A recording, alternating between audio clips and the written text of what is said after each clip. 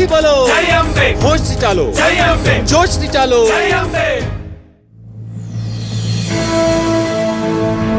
ગુજરાતની અરવલ્લી પર્વતમાળામાં પ્રકૃતિના સાનિધ્યમાં બિરાજેલ માં અંબાજી ધામ કરોડો ભક્તોનું આસ્થાનું કેન્દ્ર છે. આદ્ય શક્તિના પુનિત ધામ અંબાજીમાં દર વર્ષે પરંપરાગત રીતે ભાદરવી પૂનમનો મહામેળો યોજાય છે, જેમાં લાખો શ્રદ્ધાળુઓ પગપાળા યાત્રા કરી માં અંબાના દર્શને આવે છે.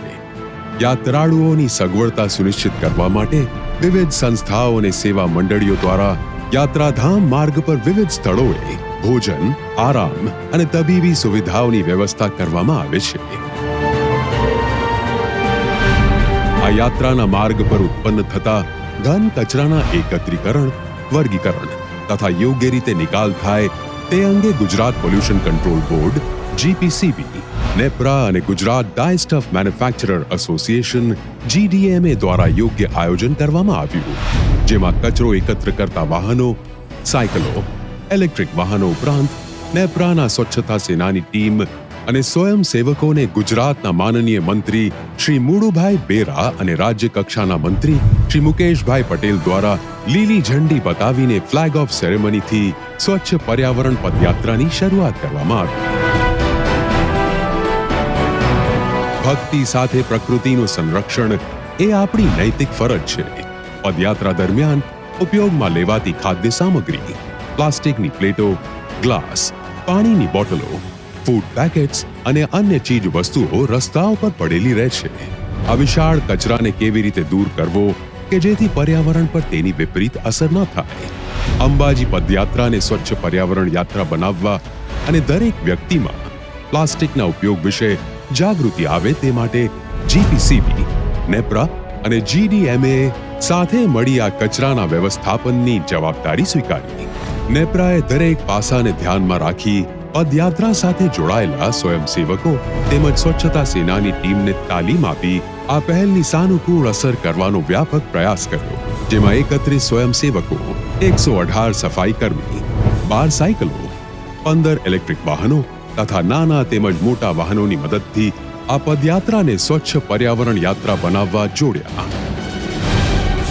જીપીસીબી અને નેપ્રાનો ઉદ્દેશ પદયાત્રામાં આવેલ દરેક વ્યક્તિ તથા સેવા કેન્દ્રોને સ્વચ્છતા અને કચરાના યોગ્ય નિકાલ વિશે અવગત કરવાનો હતો. નેપ્રાએ પદયાત્રા રૂટ અને વિવિધ સેવા કેન્દ્રો પર બેનરો લગાવ્યા અને સ્વચ્છતા પહેલ અને તેના મહત્વ વિશે જાગૃતિ લાવવા સ્વયંસેવકો દ્વારા કચરાના યોગ્ય વર્ગીકરણની માહિતી પત્રિકાઓનું વિતરણ કરવામાં આવ્યું. નેપ્રાએ ખાતરી કરી કે સ્વયંસેવકો મોટી સંખ્યામાં વ્યક્તિઓ અને પદયાત્રી સુધી પહોંચે, તેમને માહિતગાર કરે. તેઓ કચરો રસ્તા પર તથા અન્ય કોઈ પણ જગ્યાએ ફેલાવવાના બદલે નિયુક્ત કચરા પેટીમાં કચરો ફેંકે, જેના માટે સેવા કેન્દ્રો પર કચરાની થેલીઓ પણ પ્રદાન કરી.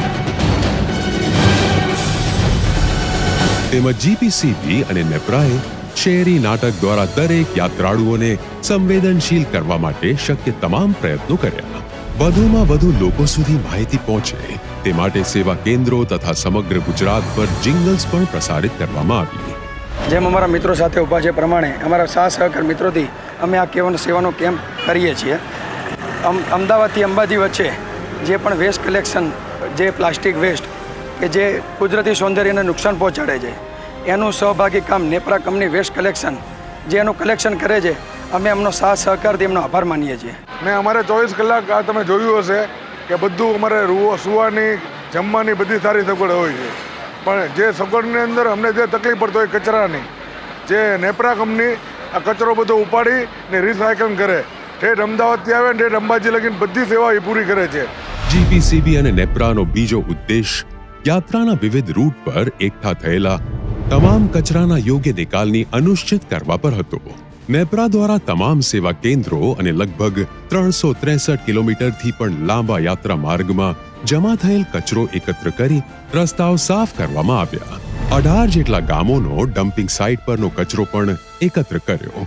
આ તમામ કચરાનો પદ્ધતિસર નિકાલ કરવામાં આવ્યો. નેપ્રાના તમામ સ્વચ્છતા સેનાનીઓએ આ સ્વચ્છતા પહેલમાં સક્રિયપણે ભાગ લઈ એક અનુકરણીય ઉદાહરણ પૂરું પાડ્યું. જીપીસીબી અને નેપ્રાએ કચરાના વ્યવસ્થાપન અને નિકાલ સહિત તમામ પદયાત્રાના માર્ગો પર સ્વચ્છતા સુનિશ્ચિત કરવા માટે વ્યાપક પ્રયાસો કર્યા. તેઓ માત્ર પ્લાસ્ટિક અને કાગળના રિસાયકલિંગ માટે રિસાયકલિંગ સુવિધાઓ સુધી જ પહોંચ્યા નહીં, પરંતુ RDF રિફ્યુઝ ડેરિવેટિવ ફ્યુલ તરીકે ઉપયોગમાં લઈ શકાય તે માટે સિમેન્ટ ફેક્ટરીઓ અને વેસ્ટ ટુ એનર્જી વાળા ઔદ્યોગિક એકમોનો સીધો સંપર્ક કર્યો. પદયાત્રા દરમિયાન પર્યાવરણ પરની નકારાત્મક અસરને ઘટાડવા માટે કુલ 73,000 કિલોગ્રામ સૂકો કચરો એકત્ર કરવામાં આવ્યો, જેમાં પ્લાસ્ટિક 25,000 કિલો, કાગળ 3,000 કિલો, ખાદ્ય પદાર્થ 39,000 કિલો, મિશ્ર કચરો 3,000 કિલો અને સિંગલ વપરાશ પ્લાસ્ટિક 3,000 કિલો એકત્ર કરી તેનો નિકાલ કરવામાં આવ્યો. વેસ્ટ મેનેજમેન્ટને પ્રાથમિકતા આપવામાં આવી હતી. પરિણામ સ્વરૂપ 41,870 કિલોગ્રામ કાર્બન ડાયોક્સાઇડ સમકક્ષ ઉત્સર્જનમાં ઘટાડો થયો. આ ઉપરાંત 2,87,541 kWh ઉર્જાની પણ બચત થઈ. નેપ્રાની આ પહેલ જીપીસીબીના સહયોગથી સમાજ અને પર્યાવરણને લાભદાયી બનાવવાના હેતુથી કરવામાં આવી. છેલ્લા ઘણા વર્ષોથી સ્વચ્છ અને ગ્રીન પદયાત્રાના અભિયાનમાં કુલ 73,000 કિલો કચરાનો નિકાલ કરવામાં આવ્યો છે. તેમજ અંબાજી મંદિર અને આજુબાજુના 18 ગામોમાંથી 4,18,000 કિલો કચરો એકત્ર કરવામાં આવ્યો, જેમાં 3,30,000 કિલો RDF અને બાકીના 88,000 કિલો કચરાને રિસાયકલ કરવામાં આવ્યો. નેપ્રાનો ઉદ્દેશ છે આવનારા વર્ષોમાં પર્યાવરણને સંપૂર્ણ જાળવવાનો. જીપીસીબીના સહયોગથી નેપ્રા છેલ્લા 7 વર્ષથી અવિરતપણે અંબાજી પદયાત્રાને સ્વચ્છ પર્યાવરણ યાત્રા બનાવવામાં મહત્વનો ફાળો આપી રહ્યું છે. આ અંબાજી પદયાત્રા સ્વચ્છ પર્યાવરણ યાત્રાનો એક જ હેતુ છે: ગુજરાતના પર્યાવરણને વધુ સુરક્ષિત અને પ્રદૂષણ મુક્ત બનાવવાનો. આ પદયાત્રા એ વિચારો, પ્રયાસો અને કાર્યનું એક અદ્વિતીય સંકલન છે, જે આપણા સમાજને સ્વચ્છ અને પ્રદૂષણ મુક્ત ભવિષ્ય માટે પ્રોત્સાહિત કરે છે. આવો સૌ સાથે મળી સ્વચ્છતાની આ પહેલને આગળ વધારીએ અને સ્વચ્છ ગુજરાતનો સંકલ્પ કરીએ.